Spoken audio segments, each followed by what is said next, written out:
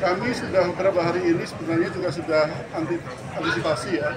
Namun demikian kami juga mengacu pada perakiraan cuaca yang ada, bahwasanya sebenarnya kemarin itu perakiraan adalah hujan sedang lebat. Namun ternyata petang sampai dengan malam kemarin itu adalah cuaca ekstrim, hujan sangat lebat, bahkan sama dengan pada waktu kejadian tahun 2020-2021.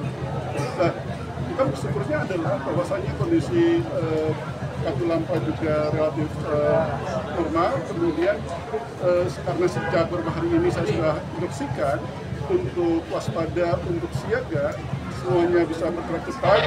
Ya, satu sisi kita tetap prihatin ada musibah, tapi musibah banjir itu atau genangan itu bisa kita lokalisir, kemudian juga bisa kita atasi segera, walaupun sampai sekarang ini masih ada beberapa wilayah yang masih tergenang. Tapi ini juga menunjukkan bahwasanya penanganan banjir di DKI Jakarta sudah relatif lebih baik, walaupun secara infrastruktur utama, seperti yang sudah sering saya katakan, sebenarnya maksimal hanya mampu 150 meter per hari. Kemudian untuk saluran hukumnya hanya mampu 100 meter. Kemarin, tadi malam itu hujannya sampai ada datanya sekitar 300 sekian. Kita cek dulu ya, kira-kira salah ya.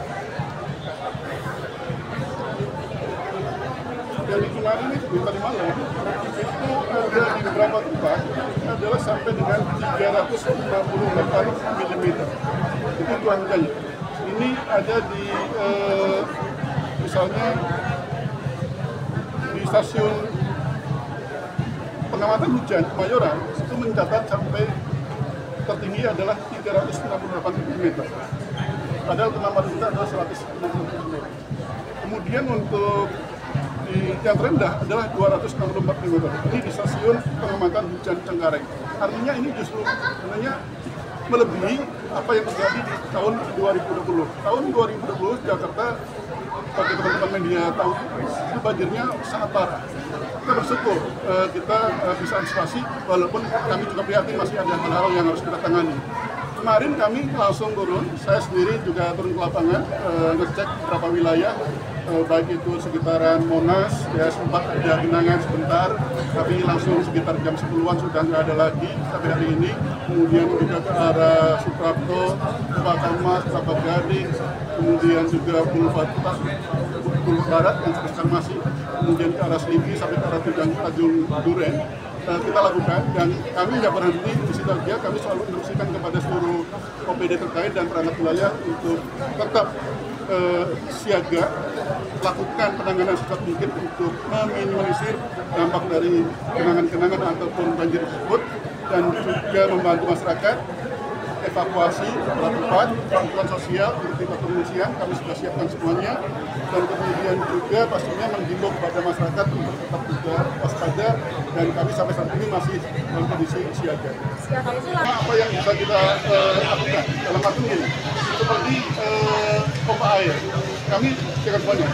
Kemudian bisa kami lakukan pengecekan saluran semuanya, khususnya yang kemarin terjadi kenapa masalahnya. Tapi kemudian ada beberapa tempat yang relatif agak sulit, seperti di Kabuaya itu, Jakarta Barat, karena kondisi air laut relatif lebih tinggi dibandingkan yang ada di bagian itu, sehingga kita menunggu air laut agak surut, kemudian air bisa. Tapi untuk beberapa daerah lain, kami kirimkan pompa, kami kirimkan mobil damkar untuk seperti misalnya tadi malam sekitar jam 23.30, kami kirimkan misalnya 2 mobil damkar untuk di sekitar menggunakan kecepatan kemudian juga cepat, termasuk juga misalnya di Tanjung tempat ini. Tapi seperti di Jamal dan sebagainya kita juga kesini. Mudah-mudahan sekarang sudah surut, termasuk juga di area Boulevard Barat. Itu agak sedikit surut, tapi sekarang sudah relatif surut, kami tutup.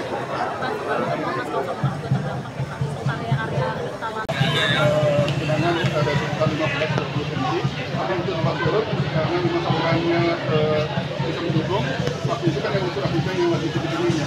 Dan sekarang juga sudah kami instruksikan di perangkat wilayah terkait, misalnya wali kota Jakarta Pusat sekarang mengarahkan restu untuk ngecek saluran seluruhnya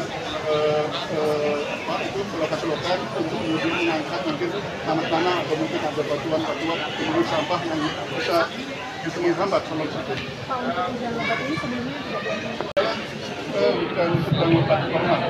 Tapi ternyata tetangga hari masih mengkonfirmasi Pak, ini berubah sangat drastis, cuacanya menjadi sangat ekstrim.